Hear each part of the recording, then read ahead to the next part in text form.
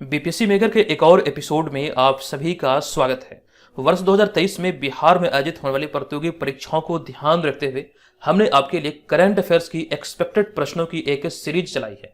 इसके तहत आज आप यहां पर देखने वाले हैं इसका पार्ट 5। इससे पहले जो 4 वीडियो चैनल पर अपलोड हुआ है, अगर अभी तक आपने नहीं देखा तो ऊपर आई बटन पर क्लिक करके प्लेलिस्ट में सारे वीडियो को आप एक साथ देख सकते हैं।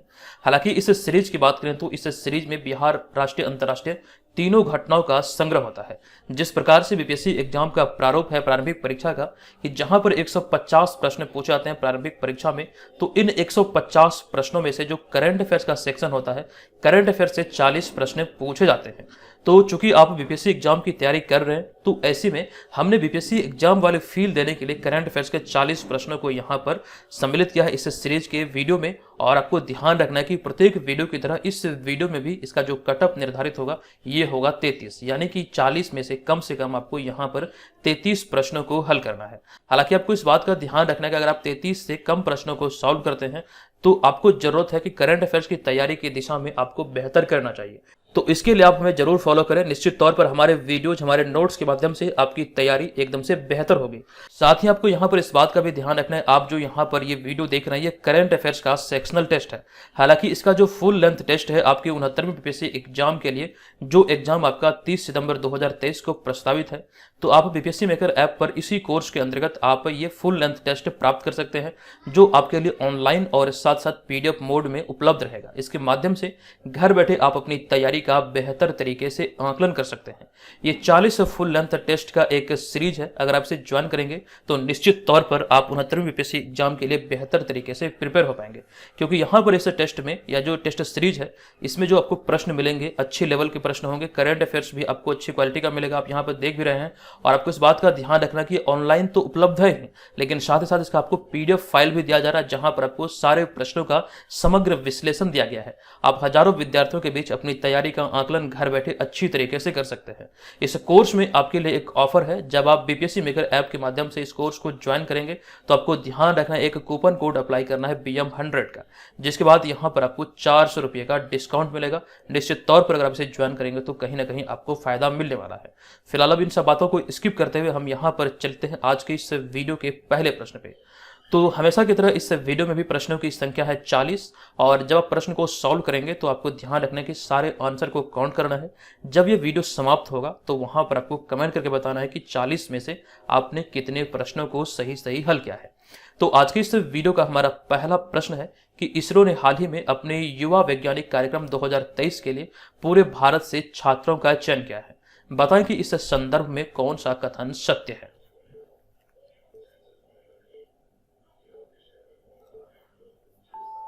तो इस प्रश्न का हमारा राइट आंसर होगा ऑप्शन नंबर ई, यानी कि उपयुक्त में से एक से अधिक। अर्थात यहां पर 3 विकल्प हमारा सही है। एक तो है कि पूरे भारत से 300 छात्रों का चयन किया गया, और दूसरा विकल्प है विकल्प नंबर बी, इसमें बिहार के 45 छात्रों को चुना गया है। और इसके बाद एक और विकल्प है विकल्प नंबर डी, यानी कि प्रशिक्षण देश भर के विभिन्न 7 केंद्रों पर होगा। तो कुल मिला के ए, बी और डी, यहाँ पे 3 विकल्प सही है। इसी आधार पर हमने ऑप्शन नंबर ई का चुनाव किया, अर्थात इस प्रश्न का राइट आंसर है ऑप्शन नंबर ई। उसके बाद यहाँ पे हमारा अगला होगा दूसरा प्रश्न। ये प्रश्न की हाल ही में अर्थात अप्रैल 2023 में अंतर्राष्ट्रीय मुद्रा कोष यानी कि इंटरनेशनल मॉनेटरी फंड ने वित्त वर्ष 2023-24 में भारत की जीडीपी वृद्धि दर कितने प्रतिशत रहने का आकलन किया है। बताएं इसका राइट आंसर क्या है।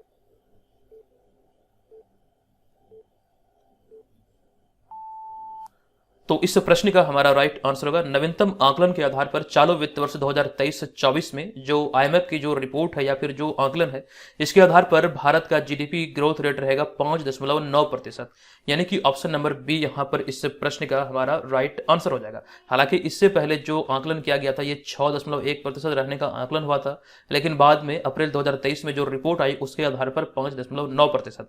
हालांकि इस तरह के जो आंकड़े हैं वो चेंज होते रहते हैं, और इस तरह के जो प्रश्न होते हैं वो भी अति महत्वपूर्ण है। आपको ध्यान रखना, इन सारे डाटा से आपको अपडेटेड रहना है। हालांकि आप यहाँ पर करंट अफेयर्स का एक टेस्ट का सीरीज देख रहे हैं, तो इसीलिए यहाँ पर हमने किसी भी प्रश्न में आपको विस्तृत एक्सप्लेनेशन नहीं दिया है। हालांकि विस्तृत एक्सप्लेनेशन जो आपको मिलेगा वो पीडीएफ में मिलेगा। आपको पीडीएफ कहाँ से डाउनलोड करना, ये जानकारी मैंने आपको कई बार दिया है। ये सीरीज का तमाम पीडीएफ फाइल आपको बीपीएससी मेकर ऐप पर 69 बीपीएससी वाले कोर्स में उपलब्ध कराया गया है। आपको सारा पीडीएफ फाइल एक साथ वहीं पर मिल जाएगा। अब यहाँ पर हम चलेंगे अगले तीसरे प्रश्न पे।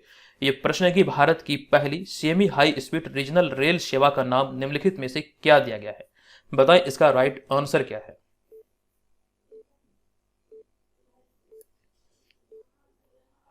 तो हाल ही में भारत की पहली सेमी हाई स्पीड रीजनल सेवा का नाम दिया गया है रैपिड एक्स, यानी कि ऑप्शन नंबर डी यहां पर इस प्रश्न का हमारा राइट आंसर है।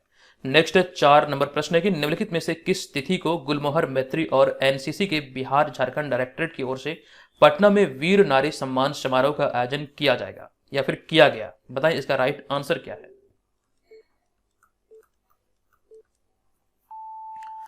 तो इस चौथे प्रश्न का हमारा राइट आंसर होगा 18 मार्च 2023 को इसका आयोजन किया गया गुलमोहर मैत्री और एनसीसी के बिहार झारखंड डायरेक्टरेट की ओर से पटना में।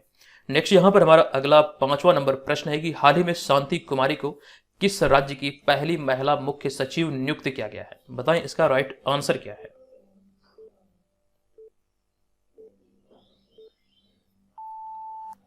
इस प्रश्न का हमारा राइट आंसर होगा ऑप्शन नंबर ए, यानी कि तेलंगाना की अभी हाल ही में मुख्य सचिव बनी है कौन? शांति कुमारी। और ये प्रश्न इसलिए इंपॉर्टेंट है क्योंकि ये तेलंगाना की पहली महिला मुख्य सचिव बनी है। ऑप्शन नंबर ए यहां पर इस प्रश्न का राइट आंसर होगा। हालांकि बिहार के वर्तमान मुख्य सचिव की बात करें तो हमने कई बार आपको जानकारी दिया, ये कौन है? आप लोग कमेंट कीजिएगा, देखते हैं कितने छात्रों को पता है। फिलहाल अब यहां पर हम चलते हैं अगले छठे प्रश्न पे। ये प्रश्न है कि निम्नलिखित में से किस देश की आर बोनी गैब्रियल हाल ही में मिस यूनिवर्स चुनी गई? बताएं इसका राइट आंसर क्या है।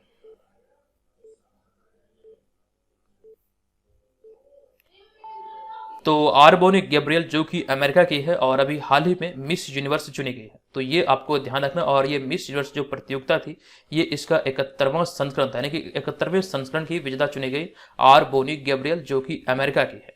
उसके बाद यहाँ पर हमारा अगला होगा 7वां प्रश्न। तो ये 7वां प्रश्न है कि किस राज्य के चीड़ बाग में हाल ही में रक्षा मंत्री राजनाथ सिंह ने शौर्य स्थल का उद्घाटन किया है? प्रश्न पूछा गया है कि किस राज्य के चीड़ बाग, यानी कि चीड़ बाग किस राज्य में अवस्थित है, जहां पर केंद्रीय रक्षा मंत्री राजनाथ सिंह ने शौर्य स्थल का उद्घाटन किया।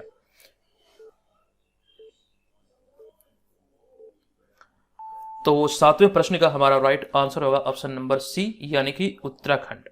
नेक्स्ट 8वां प्रश्न है कि हाल ही में 15 जनवरी 2023 को भारतीय सेना ने कौन सा स्थापना दिवस मनाया है?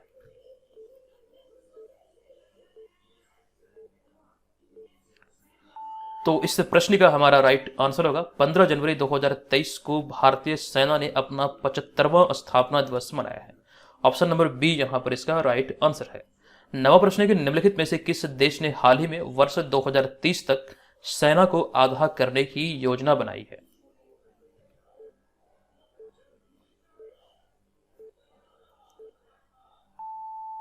तो ऐसी घोषणा अभी हाल ही में वित्तीय संकट से जूझ रही श्रीलंका ने किया है। तो राइट आंसर होगा ऑप्शन नंबर सी, यानी कि श्रीलंका। हालांकि अगले लेवल के पिछले वीडियो में भी शायद हमने ऐसी प्रश्न के बारे में जानकारी आपको दिया था और आपको ये बताया था कि श्रीलंका के द्वारा ऐसी घोषणा इससे पहले 2009 में भी किया गया था। और इस प्रश्न का जो हमारा राइट आंसर है यह है ऑप्शन नंबर सी, यानी कि श्रीलंका। नेक्स्ट 10वां प्रश्न है कि निम्नलिखित में से किस फिल्म ने बेस्ट फॉरेन लैंग्वेज फिल्म के लिए क्रिटिक्स चॉइस अवार्ड जीता है? बताएं इसका राइट आंसर क्या है।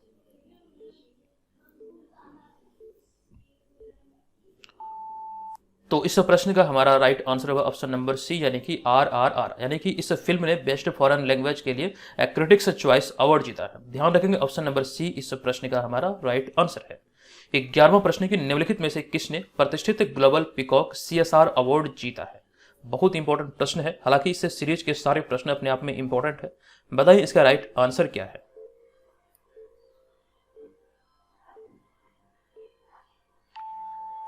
तो अभी हाल ही में 2023 के लिए गोल्डन पीकॉक CSR अवार्ड जीता है जिंदल स्टील ने, अर्थात ऑप्शन नंबर सी यहां पर इसका राइट आंसर है। 12वां प्रश्न है कि किस राज्य सरकार ने हाल ही में वीर सावरकर के जन्मदिन को स्वतंत्र वीर गौरव दिवस के रूप में मनाने का निर्णय लिया है?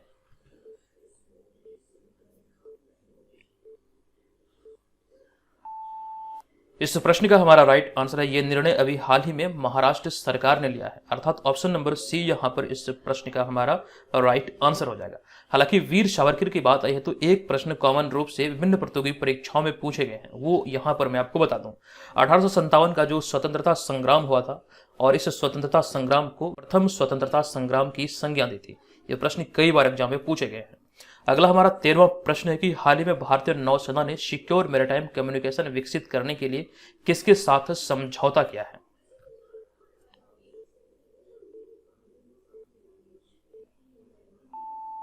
तो हाल ही में भारतीय नौसेना ने सिक्योर मैरीटाइम कम्युनिकेशन विकसित करने के लिए रमन रिसर्च इंस्टीट्यूट के साथ समझौता किया है।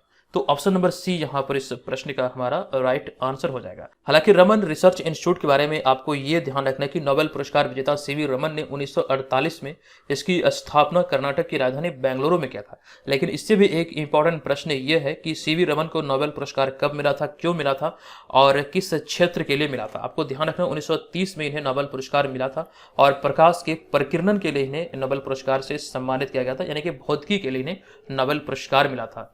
नेक्स्ट यहां पर हमारा अगला हो जाएगा 14 नंबर प्रश्न कि बाघों की देखभाल और रखरखाव के दृष्टिकोण से भारत का सबसे बेहतर टाइगर रिजर्व हाल ही में किसे घोषित किया गया है।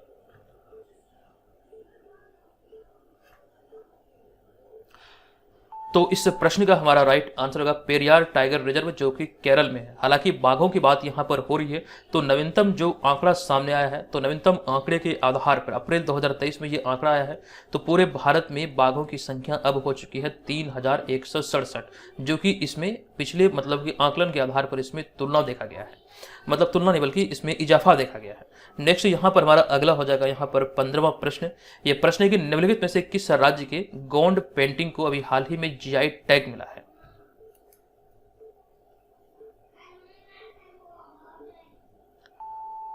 तो गोंड पेंटिंग की बात में तो ये संबंधित है मध्य प्रदेश से। तो अभी हाल ही में मध्य प्रदेश के प्रतिष्ठित गोंड पेंटिंग को अभी हाल ही में जीआई टैग दिया गया। तो ऑप्शन नंबर बी यहां पर इस प्रश्न का हमारा राइट आंसर है।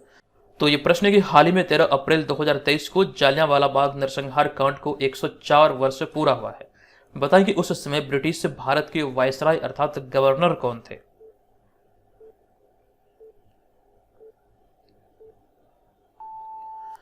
तो तत्कालीन ब्रिटिश भारत के गवर्नर या फिर वायसराय थे लॉर्ड चेम्सफोर्ड। हालांकि इनके कार्यकाल की बात करें तो बतौर वायसराय इनका कार्यकाल है 1916 से 1921। ये आपको यहां से ध्यान रख लेना है। लेकिन मोस्ट इंपॉर्टेंट ये भी है कि इस वर्ष 13 अप्रैल 2023 को जलियांवाला बाग नरसंहार को 104 वर्ष पूरा हुआ है।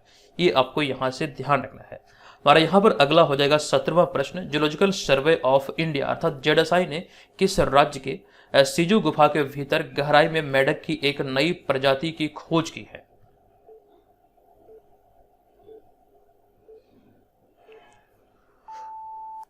तो अभी हाल ही में ये जो सिजु गुफा के भीतर गहराई में एक मेढक की नई प्रजाति का खोज हुआ है, ये गुफा संबंधित है मेघालय से, यानी कि ऑप्शन नंबर ए यहां पर इसका राइट आंसर होगा। हालांकि डेली करंट अफेयर्स के अंतर्गत ये तमाम प्रश्नों के बारे में हमने आपको विस्तृत जानकारी दिया है। नेक्स्ट 18वां प्रश्न है कि नीति आयोग द्वारा फरवरी 2023 की जारी चैंपियन ऑफ चेंज की डेल्टा रैंकिंग के ओवरऑल सेगमेंट में बिहार के कितने जिले शामिल हैं।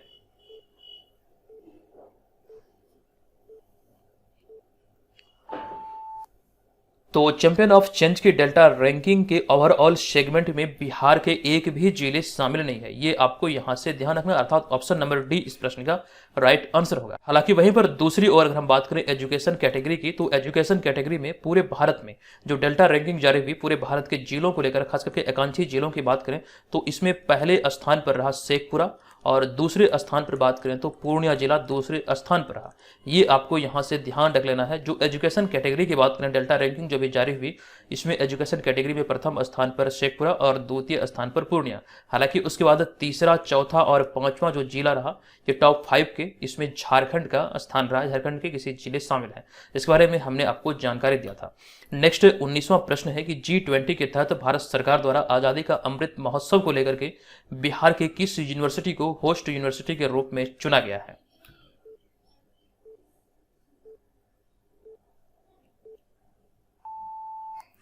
तो इसको लेकर के अभी हाल ही में बिहार के नालंदा यूनिवर्सिटी को होस्ट यूनिवर्सिटी के रूप में चुना गया।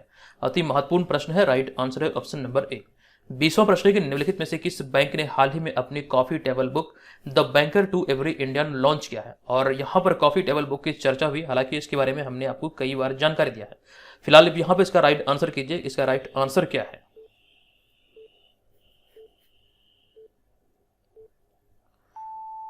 इसका राइट आंसर है ऑप्शन नंबर डी, यानी कि स्टेट बैंक ऑफ इंडिया। और इस कॉफी टेबल बुक की बात करें तो इसका नाम है the banker to every Indian. Next यहां पर हमारा अगला 21वां प्रश्न है कि निम्नलिखित में से कहां हाल ही में सबसे ऊंची अंबेडकर जी की प्रतिमा का अनावरण किया गया है।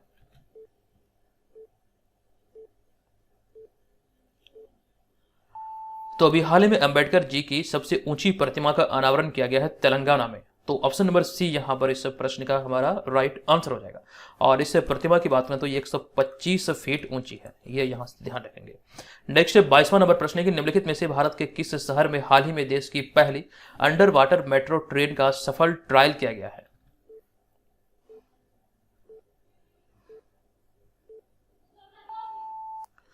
तो इस प्रश्न का हमारा राइट आंसर होगा ऑप्शन नंबर सी, यानी कि कोलकाता। हालांकि इसके बारे में हमने आपको जानकारी दिया है कि जैव विविधता को लेकर के जो प्रत्येक वर्ष जो दिवस मनाया जाता है ये कब मनाया जाता है। तो 22 मई को मनाया जाता है। और 2022 में जो मनाया गया, ये 22 मई का जो जैव विविधता दिवस था, इसका थीम था सभी जीवन के लिए एक साझा भविष्य।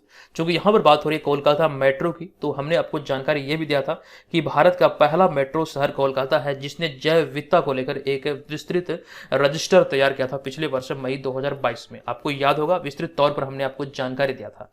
नेक्स्ट यहाँ पर हमारा अगला 23वां नंबर प्रश्न है कि बताएं कि किन्हें हाल ही में business leader of the decade पुरस्कार से सम्मानित किया गया है। डिकेड यानी कि दशक, business leader of the decade यानी कि इस दशक का बिजनेस लीडर का पुरस्कार देकर किन्हें सम्मानित किया गया।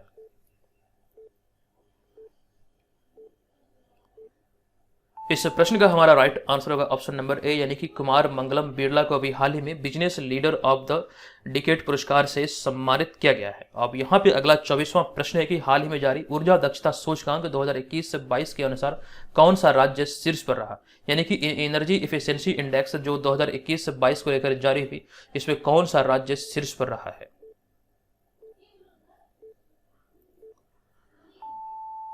तो इस प्रश्न का हमारा राइट आंसर होगा ऑप्शन नंबर बी, यानी कि आंध्र प्रदेश इसमें पहले स्थान पर रहा है।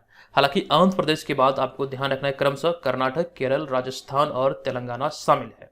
नेक्स्ट यहाँ पर हमारा अगला 25वां प्रश्न है कि टचलेस बायोमेट्रिक प्रणाली के विकास के लिए भारतीय विशिष्ट पहचान प्राधिकरण यानी कि UIDAI ने किसके साथ हाल ही में एक समझौता किया है।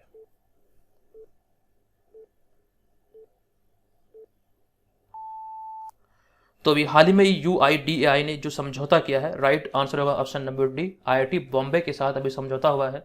और इस समझौते का उद्देश्य है टचलेस बायोमेट्रिक प्रणाली का विकास करना। नेक्स्ट 26वां प्रश्न है कि निम्नलिखित में से किसने हाल ही में 36वां एशियाई कुश्ती चैंपियनशिप में गोल्ड मेडल जीता है।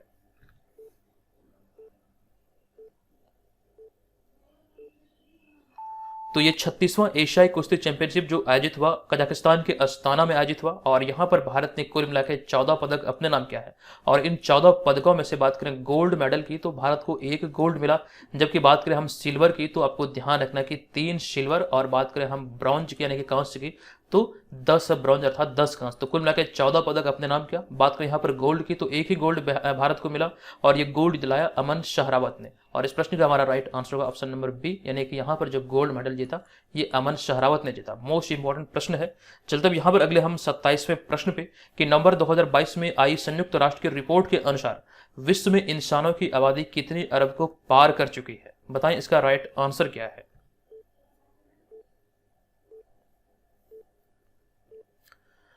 तो नवंबर 2022 में जो रिपोर्ट आई थी, इस रिपोर्ट के आधार पर विश्व में इंसानों की आबादी 8 अरब को पार कर चुकी है। हालांकि इसकी अतिरिक्त एक जानकारी ये दे दूं कि अप्रैल 2023 में विश्व जनसंख्या रिपोर्ट जारी की गई संयुक्त राष्ट्र की तरफ से, और भारत की जनसंख्या अब पहले स्थान पर पहुंच चुकी है। दूसरे स्थान पर है चीन। ये आपको यहां से ध्यान रखना, भारत है पहले स्थान पर और दूसरे स्थान पर है चाइना। हालांकि भारत से मतलब जो चीन से जो भारत की जो जनसंख्या है ये 29 लाख अधिक है। ये भी आपको यहां से ध्यान रखना है। हालांकि विस्तृत तौर पर इसकी जानकारी आपको PDF में मिल जाएगा। नेक्स्ट हमारा 28वां प्रश्न है कि भारतीय अंतर्राष्ट्रीय व्यापार मेले का 41वां संस्करण पिछले साल किस शहर में आयोजित किया गया।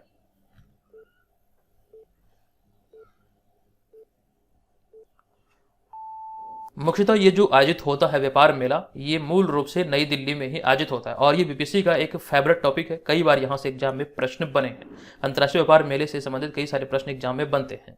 नेक्स्ट 29वां प्रश्न है कि इस राज्य सरकार ने हाल ही में राज्य को 2023 के अंत तक स्लम मुक्त बनाने की घोषणा की है।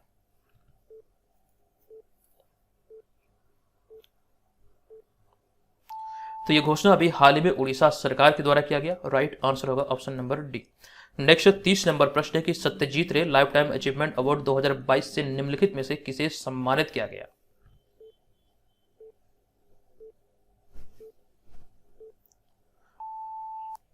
तो इस प्रश्न का हमारा राइट आंसर होगा ऑप्शन नंबर सी, यानी कि कार्लोस सौरा को इस सम्मान से अभी हाल ही में सम्मानित किया गया है। अब उसके बाद यहाँ पे हमारा अगला होगा 31वां प्रश्न। ये प्रश्न है कि हाल ही में जारी इंडिया जस्टिस रिपोर्ट 2022 के संबंध में कौन सा कथन सत्य नहीं है, यानी कि कौन सा कथन असत्य है।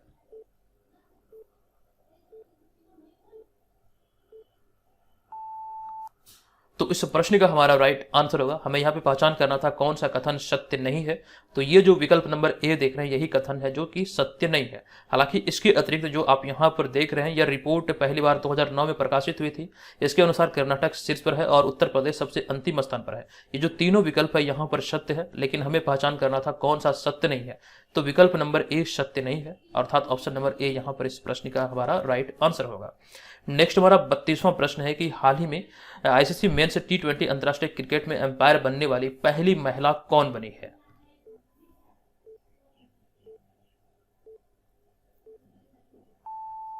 तो इस प्रश्न का हमारा राइट आंसर होगा ऑप्शन नंबर बी, यानी कि किम कॉटन अभी हाल ही में T20 अंतर्राष्ट्रीय क्रिकेट में अंपायर बनने वाली पहली महिला बनी है। और आपको ये भी ध्यान रखना है कि टिम कॉटन किस देश की रहने वाली है, तो ये न्यूजीलैंड की रहने वाली है। नेक्स्ट हमारा अगला है कि मेरी लेबोन क्रिकेट क्लब यानी कि एमसीसी ने हाल ही में 5 भारतीय क्रिकेटरों या फिर 5 भारतीय खिलाड़ियों को आजीवन मानद सदस्यता प्रदान की है। बताएं कि निम्न में से कौन इसमें शामिल नहीं है।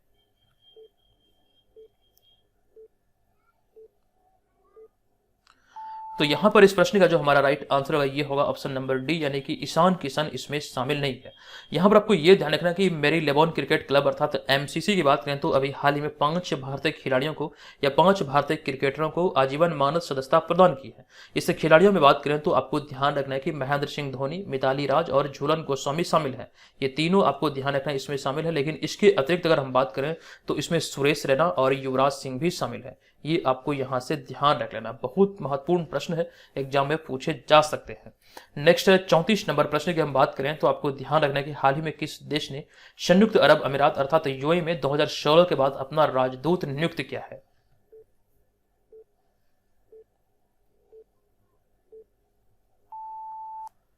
तो इस प्रश्न का हमारा राइट आंसर होगा ऑप्शन नंबर डी, यानी कि ईरान ने 2016 के बाद अभी हाल ही में संयुक्त अरब अमीरात अर्थात यूएई में अपना एक राजदूत नियुक्त किया है।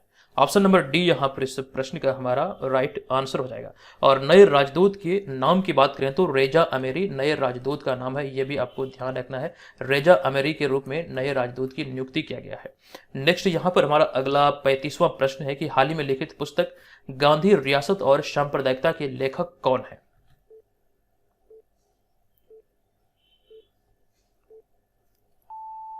तो इस प्रश्न का हमारा राइट आंसर होगा पीयूष बवेले इस पुस्तक के लेखक हैं, अर्थात ऑप्शन नंबर ए यहां पर इसका राइट आंसर है।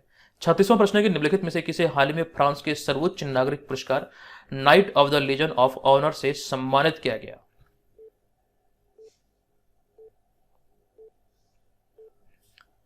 इस प्रश्न का हमारा राइट आंसर होगा ऑप्शन नंबर सी, यानी कि किरण नादर। नेक्स्ट 37वां प्रश्न है कि अक्टूबर 2022 में जारी वैश्विक भूख सूचकांक यानी कि ग्लोबल हंगर इंडेक्स 2022 में भारत किस स्थान पर रहा। 2022 वाले प्रश्न यानी कि 2022 का जो आंकड़ा है उसी के आधार पर यह प्रश्न है।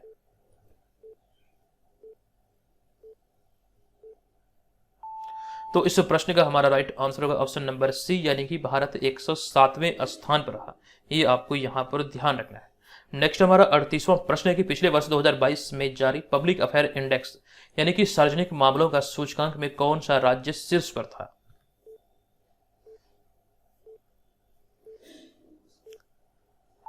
इसका राइट आंसर होगा इस सूचकांक में हरियाणा शीर्ष पर था, अर्थात ऑप्शन नंबर डी यहां पर इसका राइट आंसर है।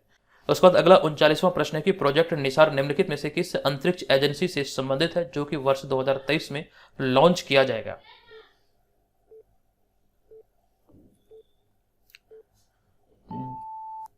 तो प्रोजेक्ट निसार संबंधित है नासा और इसरो से, जो कि एक पृथ्वी अवलोकन उपग्रह या फिर सैटेलाइट है जो कि 2023 में लॉन्च किया जाएगा।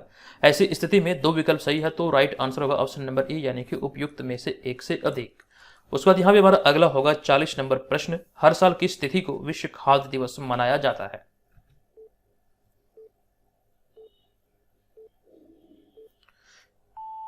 तो इस प्रश्न का हमारा राइट आंसर होगा ऑप्शन नंबर बी यानी कि प्रत्येक वर्ष 16 अक्टूबर को खाद्य दिवस मनाया जाता है। और पिछले वर्ष 2022 में जो विश्व खाद्य दिवस मनाया गया, इसका थीम क्या था, तो किसी को भी पीछे न छोड़ें, लिव नो वन बिहाइंड, ये 2022 का इसका निर्धारित थीम था। तो आज की इस वीडियो का 40 प्रश्न यहाँ पर समाप्त होता है। आपने 40 प्रश्नों में से कितने प्रश्नों को सही सही हल किया है, कमेंट बॉक्स में जाइए और ईमानदारी पूर्वक वहां पे अवश्य लिखिएगा कि 40 प्रश्नों में से आपने कितने प्रश्नों को सही सही हल किया है। आपको यहाँ पर इस बात का ध्यान रखना है, अगर आपने 33 से अधिक प्रश्नों को सही से हल किया है तो मान के चलिए आपकी तैयारी कहीं ना कहीं बेहतर है, लेकिन 33 से अगर आप कम यहाँ पर हल कर पाए हैं तो ऐसी स्थिति में आपको चाहिए कि हमारा जो डेली करंट अफेयर्स वाला क्लास चलता है यहाँ पर यूट्यूब पर, आप उसे जरूर फॉलो कीजिए और तमाम PDF फाइल को बीपीएससी मेकर ऐप से डाउनलोड करके अपनी तैयारी को आप एक नई दिशा दे सकते हैं। और आपको ध्यान रखना, जो सीरीज चल रहा है करंट अफेयर्स का यूट्यूब पर, वो यही सीरीज है, ये डेली अपडेट होता है। निश्चित तौर पर अगर इसे फॉलो करेंगे तो यहाँ पर आपको जो चीजें मिल रही बिहार राष्ट्रीय अंतर्राष्ट्रीय घटनाओं सहित, जो कि आपकी तैयारी को एकदम से बूस्ट करेगा। और जो जानकारी हमने आपको टेस्ट सीरीज से संबंधित दिया था, आपको ध्यान रखना है, एक बार पुनः आपको बता दूं, आप इस टेस्ट सीरीज को ज्वाइन करके घर बैठे अपनी तैयारी का सही तरीके से मूल्यांकन कर सकते हैं। चलिए मिलेंगे नेक्स्ट वीडियो में। जाते जाते इस वीडियो को जरूर लाइक कीजिएगा। अगर आपको लगे कि ये वीडियो आपको पसंद आया, आपको इससे हेल्प हुई हो, तो इस वीडियो का टारगेट मैं आपको दे रहा हूँ 700 लाइक का। प्लीज वीडियो को लाइक कीजिए और चैनल को सब्सक्राइब करके हमें सपोर्ट जरूर कीजिएगा। चलिए धन्यवाद, जय हिंद।